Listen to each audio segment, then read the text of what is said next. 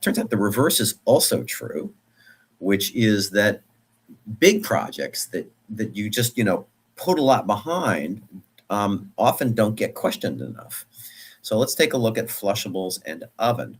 So these are the top projects, and those project leaders are going away, and they have all kinds of power to just do what they want to do and what needs to get done. And they both have a lot of uncertainty.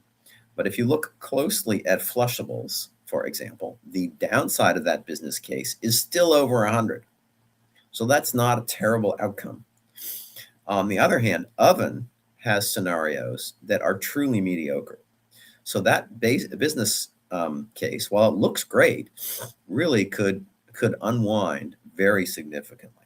And if you just go ahead with great velocity, you're going to miss the risk reduction and cross-checking you need to make sure that really delivers.